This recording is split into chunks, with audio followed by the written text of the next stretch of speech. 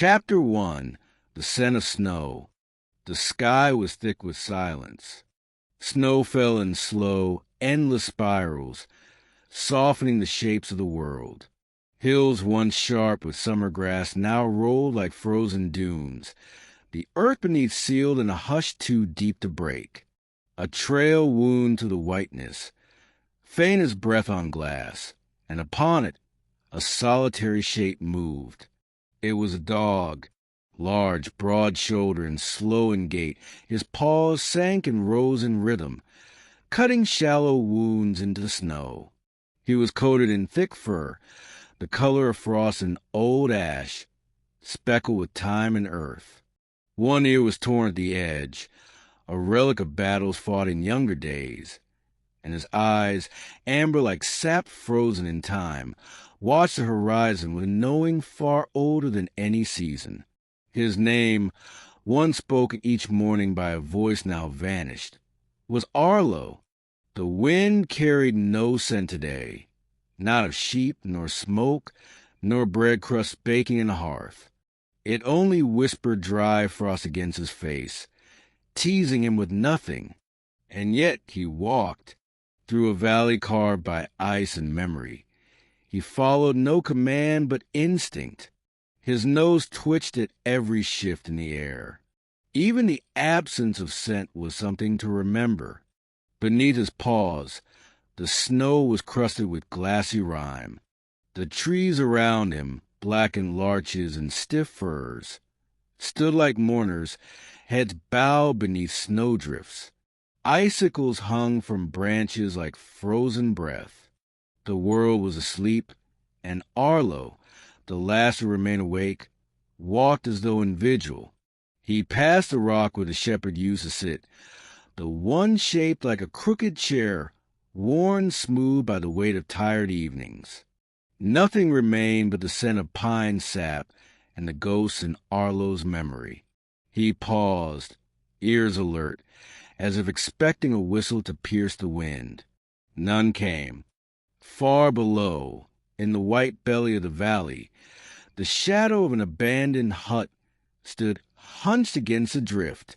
Its roof sagged beneath the weight of forgotten storms, and its chimney, once warm with flame and soup-scented smoke, now offered only ice and birdsong. Arlo turned toward it. Each step was deliberate, carved not from urgency, but from something deeper, the ache of return. His breath clouded before him, rhythmic and quiet, like an old man's prayer. Snow rose to his chest now, yet he moved through it, as he had moved through springs and summers, beside his master and the flock, always beside. The door of the hut groaned when he nudged it open with his muzzle. Inside, silence had taken root. An iron stove rusted cold in the corner. A coat still hung from a nail, limp and moth-eaten. A wooden bowl sat on the table with a cracked rim, as if waiting for hands that would never return. Arlo did not whimper. He crossed the room and laid himself near the hearth where embers once burned. He circled 3 times, more from memory than necessity, and curled his frame into the hollow worn into the floor. His body shivered once, then stilled. Around him, the past seemed to return in fragments. The whistle of a kettle, boots stomping in the snow, the low voice of a man talking not to the world but the dog who always listened. Arlo's ears twitched. His nose flared. He could almost smell him, wool and smoke and salt. But it was only the wood shrinking in the cold. Outside, snow continued to fall. Chapter 2. The Fold Without Voices. Morning arrived not with sun, but with a deepening of light behind clouds. The snow had slowed to a hush, leaving only a fine mist that shimmered over the earth like breath held too long. Arlo stirred beneath a veil of frost, his fur laced with ice crystals that clung like seeds of memory. He rose with the stiffness of age and loss, shaking the snow from his shoulders, then padded from the hut as if leaving behind something sacred. The wind met him like an old companion, sharp, familiar, indifferent. He turned north. There was a place in the highlands the shepherd had called the Heart, though no human heart beat there now. It was a sheepfold, once ringed with stone, timber, and life. Arlo remembered the bleating, the wool-scented air, the gentle clanging of bells as the flock moved through the dusk. Now there would be only silence. But silence, too, could carry meaning for a dog like him. The path was buried. No trail guided his paws, only sent memories embedded in the frozen earth. Even under snow, he could still smell the ghosts.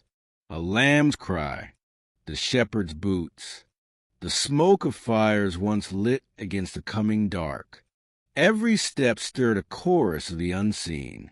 He climbed through drifts that reached his ribs, paws cracking through crusted layers of old storms. The forest thinned, trees spaced like watchmen at the edge of the world. Ravens caught above, wheeling in black rings against the pewter sky. Arlo did not look up. The sheepfold appeared without warning, a hollow in the slope, half buried in snow and shadow. The low stone walls had crumbled inward. One side of the gate hung open, swaying ever so slightly in the breeze. Its chain frozen in a gentle arc time had not erased the place. It had only buried it. Arlo stood at the threshold. The smells were old, faded, layered like dust on forgotten cloth. Wool, sweat, blood, straw soaked in spring rain, and something else, emptiness made solid. He entered, placing his paws where once hundreds had passed. The silence inside was different than in the wild. It was heavier, intimate. It clung to the stones like a final breath never released. A rusted feeding trough lay broken, its wood gnawed by time. The corners of the fold were piled with snow drifted in through cracks. Beneath it, Arlo could still scent the faint residue of sheep. He buried his nose, inhaling deeply, his body remembering how to protect, how to guard, how to live. But there was nothing left to guard. He lay beside the trough, lowering his great frame to the frozen earth. The position came to him as naturally as breathing, curled into the same angle he had always used when watching the lambs sleep. His eyes scanned the fold as though the flock might reappear, shimmering like mist over the snow. None came. The sky began to dim. He did not sleep. He only listened, to snow falling on snow, to the creak of wood, to the silence of hooves that would not return. Then came the sound. At first, it was just a crunch, soft, irregular, distant. Arlo lifted his head, his ears turned toward it. A rhythm emerged. Footsteps, but too light for man, too cautious for wolf. He rose. From the trees emerged a shape, russet, small, sleek. A fox. It stood at the edge of the fold, tail lifted like a question, nose twitching. Arlo did not move. The fox studied him with eyes amber as his own, not in challenge, but in quiet acknowledgment. They were two creatures bound not by threat, but by exile. The fox turned. It disappeared into the woods again, leaving behind only tracks, a silent suggestion, a trail the snow would soon erase. Arlo remained. He did not follow. Not yet. Night gathered like a tide. The fold darkened. A cold moon began to rise, blur behind layers of cloud, casting no shadows, only memory. And beneath that moon, Arlo kept watch over a pasture where no flock remained, and over a silence that had become his final duty. Chapter 3. The Village That Sleeps. The descent began in stillness. Snow muffled the slope, turning each rock and branch into a ghost of its former shape. Arlo moved with purpose, though not haste. His body ached, but his instincts remained sharp, listening not just for sound, but for change. The kind of change only animals feel in their bones. Something in the wind told him the mountains were behind him now. Something lower called. He crossed an icy stream where sheep once drank in spring. Its surface cracked like old glass. The scent of water lingered, thin and ancient. Beyond it, the forest thickened. Darker here, more alive with hidden things. He walked through it like a shadow. When the trees began to thin again, the slope opened to reveal a village, a scattering of roofs, chimney stacks, fences swallowed in white. No smoke, no fire, just the shape of a place that had once known warmth. He hesitated on the ridge. The village had always been distant. In summer, it was only a faint haze of voices, carried to fold on the wind. In winter, it was a memory beyond the snow line. He had never walked its streets, but he had seen it from the hill beside the shepherd, and he had smelled it on his coat when he returned. Now, Arlo approached it alone. The snow here was shallower, packed by days of wind and the passage of deer and men. As he stepped between the first low fences, he caught smells unfamiliar but human. Coal smoke long gone, flour, salted skins, rust, cabbage, wet cloth. Scent of hunger and survival. A child saw him first. Through a frost-covered window, a pair of wide eyes stared out, unblinking. Arlo paused. The child did not move. Somewhere behind the glass, an older voice called, and the figure vanished. A dog barked from a distant yard, high-pitched, territorial, uncertain. Then another joined, then another, a trembling chorus. Arlo ignored them. He was not here to challenge. He was here to remember. He passed a house with broken shutters and curtains like torn wings. Inside, the scent of mouse nests and mildew crept through the cracks. Once, someone had sung here. Arlo could feel it, that strange echo dogs understand not through ears, but through scent and stillness. A figure opened a door. An old woman, wrapped in a shawl as thick as bark, stepped into the snow. She squinted through the light, leaning on a cane. Arlo stopped. She studied him. Her eyes narrowed, not in fear, but recognition. Not of him, but of his kind. She whispered something to herself, then turned and vanished into the house. A moment later, the door creaked open again, and a piece of crust was tossed onto the snow. Arlo stepped forward. He did not rush. He sniffed the bread, then ate it slowly with reverence, as if it had been offered by the shepherd himself. He moved on. The village ended as abruptly as it began. A final barn slouching under the snow, a crooked sign that no longer bore a name. Arlo passed it without looking back. But as he walked, he caught something strange, a smell both new and impossibly old. The shepherd's coat. The scent was faint, almost lost beneath the weight of years and wood smoke and decay. But it was there, in the last house, the one near the well, where no smoke rose and no dog barked. He circled it slowly. The coat hung from a rusted nail, beneath a small lean-to, half hidden by a snowdrift. The sleeves were stiff with ice. The collar sagged. But the scent was clear, immediate, personal. Arlo stepped toward it. His nose pressed the wool. His body stilled. His eyes closed. This was not memory. This was presence. Some part of his master had passed here, not long ago or long ago in dog time. Arlo lay beside the wall, ears up, heart still, as if waiting for a hand to reach down, to rest between his ears, to say the name that had not been spoken since the snows began. But the door never opened, and so he rose, carrying the scent like a flame within him. He stepped beyond the final house, toward the path that led up again, higher, toward a place of wind and stone and sky. Behind him, the village returned to sleep.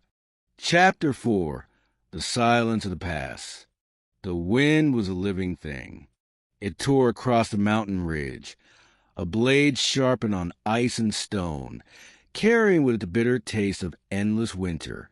Arlo pressed low, his fur thick against the storm's fury, every muscle tense like a coiled spring. The pass was narrow, a knife's edge between two cliffs, crowned with ragged pines bowed beneath frozen weight. He knew this path well.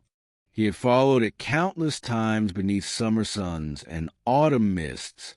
But now it was a place transformed, brutal, silent, vast beyond measure. Snow swirled like ghosts around him, blurring the edges of rock and sky. The world had become a canvas of white and gray, with only the sharp outlines of trees and the dark yawns of crevices to mark the way.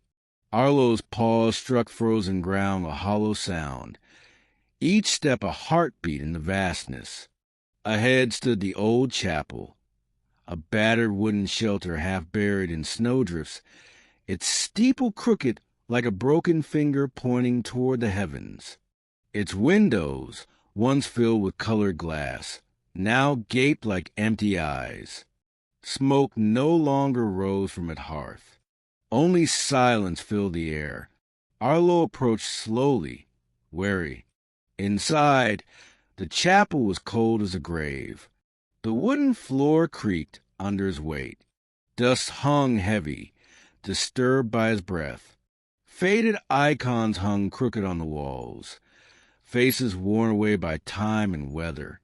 In the center, an iron candle holder lay toppled, candles melted to hardened wax. He settled near the altar, head lowered. The chapel held an echo not of voices, but of stillness. It was a place that once gathered prayers, but now held only waiting. Outside, the storm grew fiercer. Through the thin walls, Arlo heard the distant howl of wolves, sharp, raw, desperate. They hunted the edges of his territory, scavenging for scraps left behind by a world retreating from the cold. He did not fear them. He remembered the pack, once vast and strong, now fractured like everything else. The howl came again, closer this time. A lone wolf stepped into the chapel's shadow, thin and ragged, eyes gleaming like coals. It stopped at the threshold, sensing the intruder. Arlo rose slowly, meeting the gaze without threat or challenge. Two survivors, bound by winter's cruelty, each carrying the weight of loss. The wolf sniffed the air, then turned and vanished into the blizzard. Arlo exhaled, breath steaming in the frozen air. He looked out the shattered window. Beyond the cliffs, the valley stretched endlessly white. Somewhere down there lay the shepherd's last trail, lost beneath snow and time. He wished for a sign. Instead, the wind whispered secrets through the broken panes. Tales of past lives, lost footsteps, and the fragile hope that spring might come again.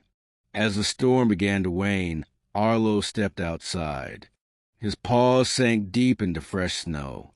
The cold bit into his flesh, but he pressed forward, driven by something beyond hunger or instinct, a quiet calling that led him onward, toward the last pasture. Chapter 5. Spring in the Bones. The weight of winter was lifting. The world around Arlo began to breathe anew, not with the roar of spring storms, but with gentle whispers beneath the melting snow.